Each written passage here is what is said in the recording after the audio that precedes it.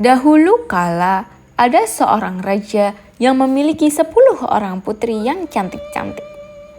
Seorang raja dikenal sebagai raja yang bijaksana. Tetapi ia terlalu sibuk dengan kepemimpinan.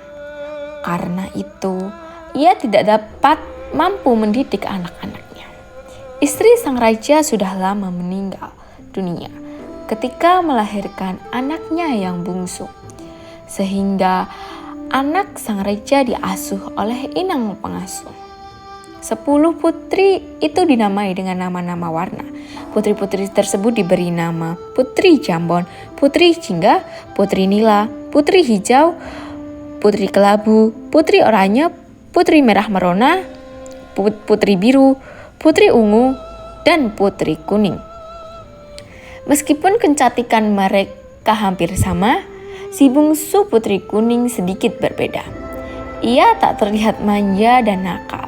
Sebaliknya, ia selalu riang dan tersenyum ramah kepada siapapun. Ia lebih suka berpergian dengan inang pengasuh daripada dengan kakak-kakak. Pada suatu hari, raja hendak pergi jauh. Ia mengumpulkan semua putri-putrinya.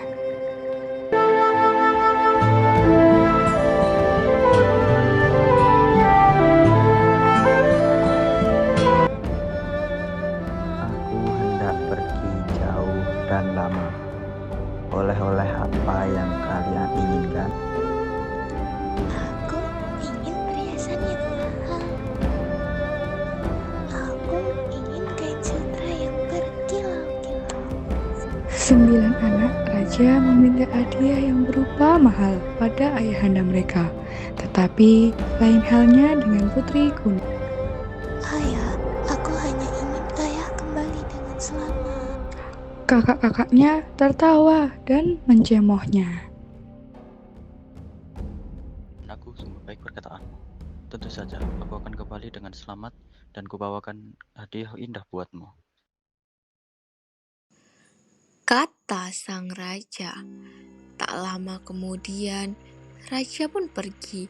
Selama sang raja pergi, para putri semakin nakal dan malas.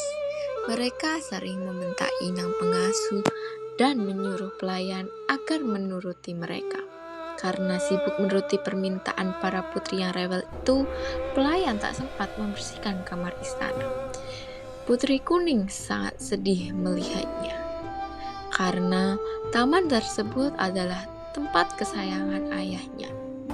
Tanpa ragu, Putri Kuning mengambil sapu dan langsung membersihkan itu.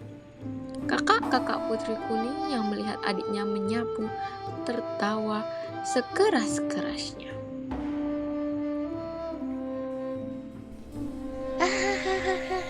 Lihat, tampaknya kita punya pelayan baru.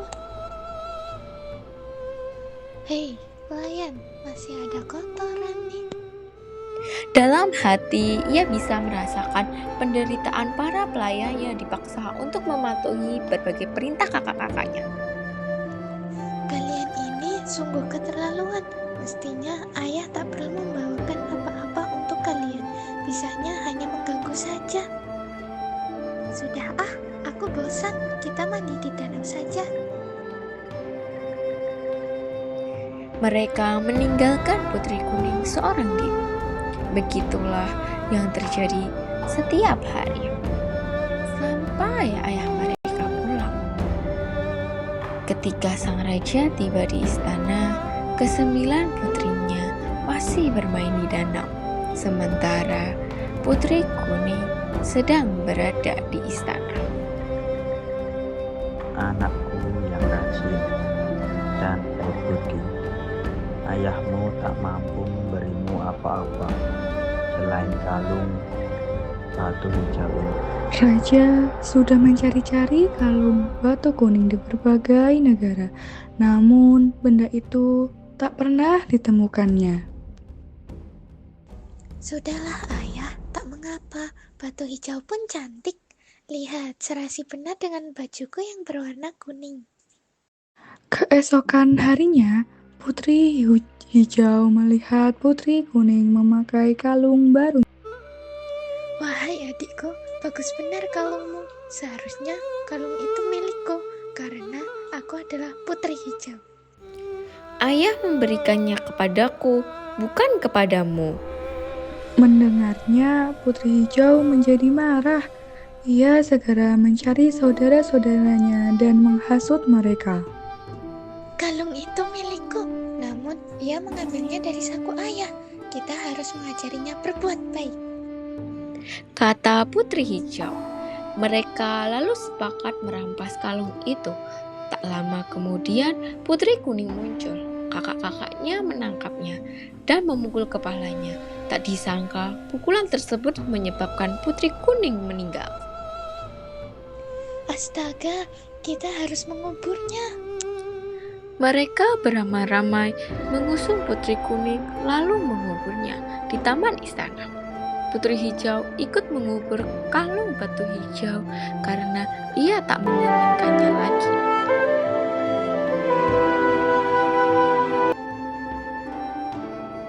Sewaktu raja mencari Putri Kuning, tak ada yang tahu kemana putri itu pergi. Kakak-kakaknya pun diam seribu bahasa. Raja menjadi sangat marah. Hei para pengawal, cari dan temukan putri kucing. Baik, Yang Mulia. Tentu saja tak ada yang bisa menemukannya. Berhari-hari, berminggu-minggu, berbulan-bulan, tak ada yang berhasil mencarinya. Raja menjadi sangat sedih. Biarlah anak-anakku pergi ke tempat jauh untuk belajar dan merasa budi pekerti. Maka ia mengirimkan putri-putrinya bersekolah di negeri yang jauh. Raja sendiri sering termenung-menung di taman istana. Sedih karena memikirkan Putri Kuningnya hilang tak berbekas. Hingga suatu hari tumbuhlah sebuah tanaman di atas kubur Putri Kuning. Tanaman apa ini?